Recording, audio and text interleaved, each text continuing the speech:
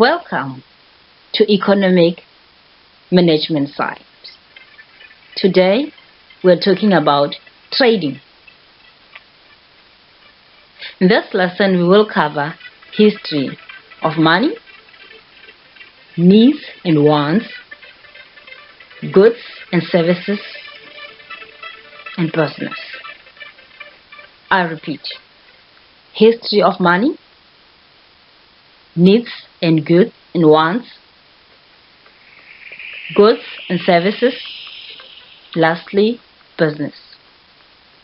And here are the skills that you will acquire from this lesson. You will be able to explain how traditional societies traded, discuss what bartering is and its limitations, list the requirements of promissory notes, understand the history of coins and paper money, discuss the advantages of electronic banking, describe the role of money in an economy, understand how traditional societies traded and lived, listing advantages and disadvantages of bartering, being able to trade the history of money from when it started to modern day, understanding the role of money, identifying types of needs and wants, explaining goods and services, understanding what consumers and producers are, understanding and describing the types of business and their roles. Money. It is very difficult to live without it. All goods and services are available at a certain price in the currency of our time. Let us go back into the history and find out how people lived in the past. Did they have their own money back then? Or were things freely available for all? Let's go and find out.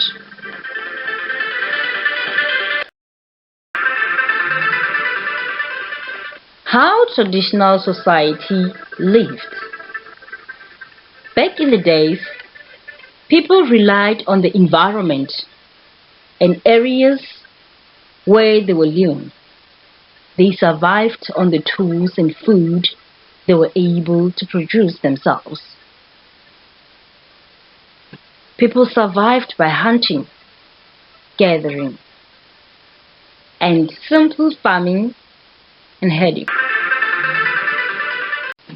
As society developed and started to travel out of their own areas, certain groups of people started to specialize or focus in the production of specific goods and foods. They realized that people in other areas had items they needed or wanted.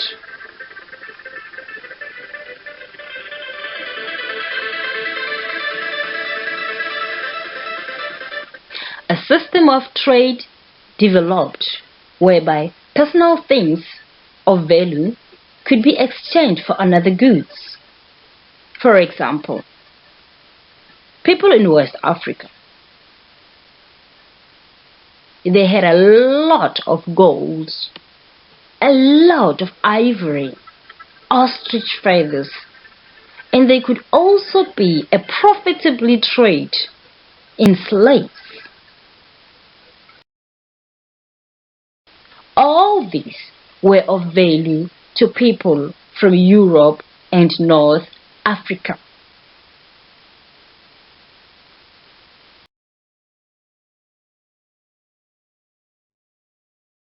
People in West Africa had a lot of gold, a lot of ivory, ostrich feathers, and slaves.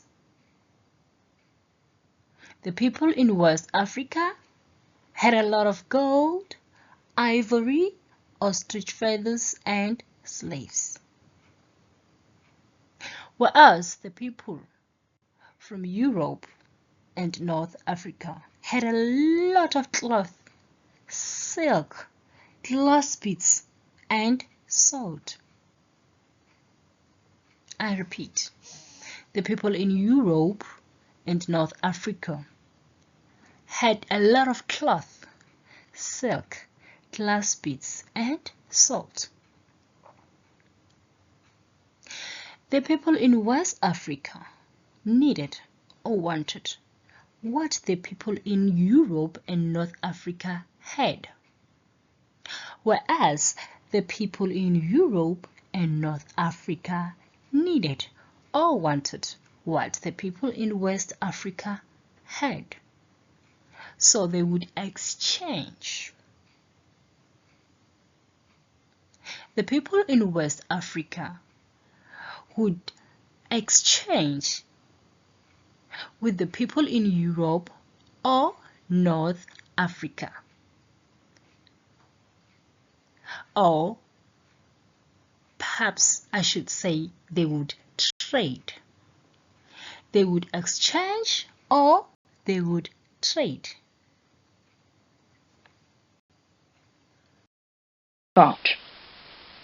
People in West Africa mainly wanted salt. Remember, they had a lot of gold. So, they used salt as money. They would give their gold for salt. This was their currency.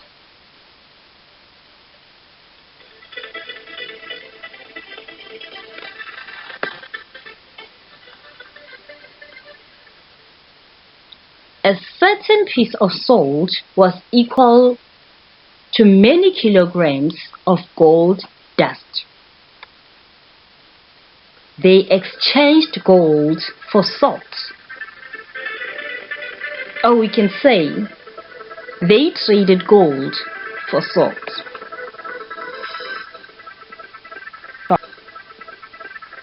And in South Africa, people traded gold and ivory for glass beads. The South African people wanted glass beads to use them for ornamentation and celebration, making important events. Even today, glass beads are still of value to us as the South African society. The Emmahrose nation, the Basotho nation, the Bavenda nation, and the Amandebele nation. All these nations are still in use of the glass beads. They use them on their special events and crafts.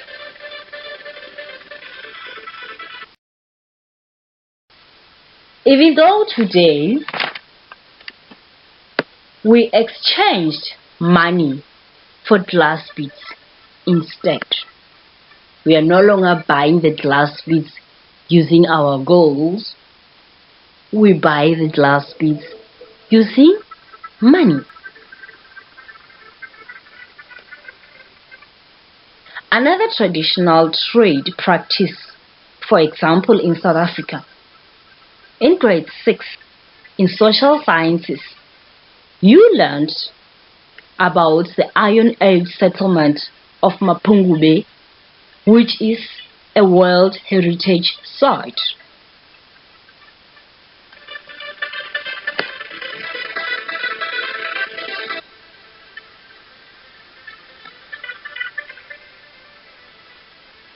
The objects of iron, copper, and gold dust that were found at Mapungubwe had been used for practical and decorative purposes,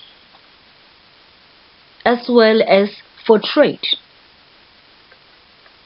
Other discoveries of pottery, wood, ivory, bone, ostrich eggshells, snail shells, and freshwater mussel shells indicate that many other materials were used and traded with cultures as far as East Africa, Persia, Egypt, India, and China.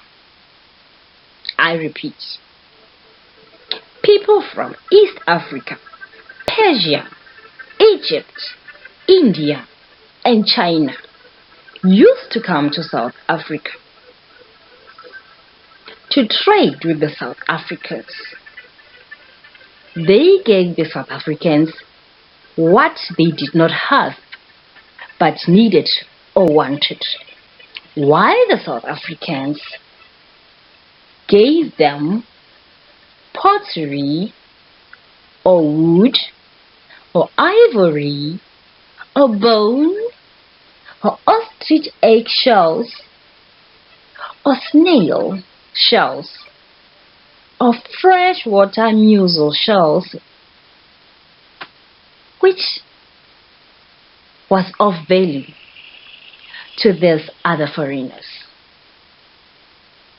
This system of exchange, of exchanging a good or service for another good or service without using money, is called bartering.